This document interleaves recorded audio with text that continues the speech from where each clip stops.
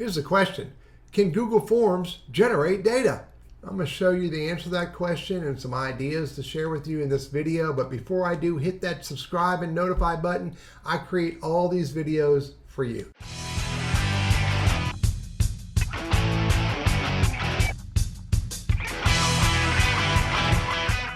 Google Forms. So here's my Google Forms stuff. You can see I got a bunch of them in here. And I have one form right here. This is the responses. This is the actual form. If you look at it, all it collects is email address and who are you and what do you want to confess, what's the specific confession, etc. A bunch of ridiculous stuff. But when it collects this data, it puts it over here in responses. It actually can graph, show you different types of graphs, collects the text and does another graph based on when did this happen, etc., etc. But you can also go right over here and view the responses in a Google Sheet. So I'll click on that. And here's the responses. Now, what's interesting here from the context of generate data, you could write formulas against this. You don't, as long as you don't, delete any of these roles, what you can do is you can go over here and write your own formula, and you can use these formulas to generate more data. So you could write a formula any way you want. You could count the number of teddies, count the number of federal crimes, tell how many times people use the word car or peanut butter or dust bunny. You can also look and see how old their response was. Was it a week? How many times was it a week old or a year old or happened today? You can find out how many people were willing to discuss it.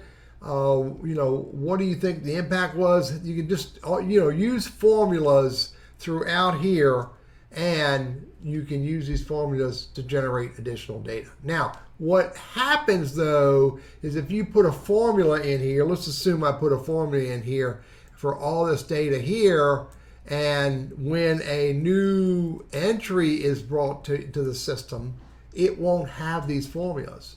So let me set that up. Give me a second. I'll simulate this.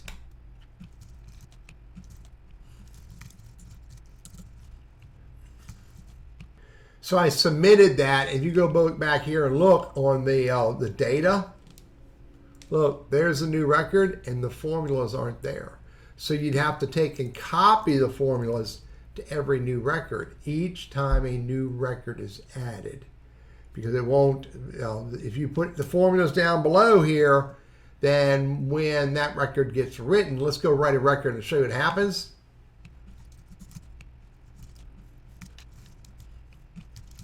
And I submit that.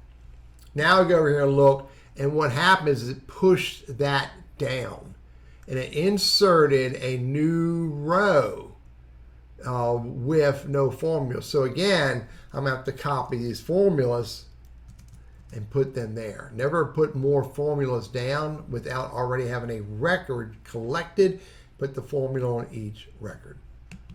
There's lots of ways you can use data that you collect through a Google form to use formulas against that to create more data. Now, by the way, if I wanted to use all of this information, then I would, rather than manipulate this data here, I would copy that, go to a new sheet, and I would put that there and then manipulate it here. Never manipulate your form data from the form responses sheet. Always copy it to another sheet, and now I can manipulate it all I want without having any detrimental or negative impact on my form response sheet. I'm Teddy, your Google Workspace and Gmail strategist, trainer, and coach, and I hope this is helpful for you.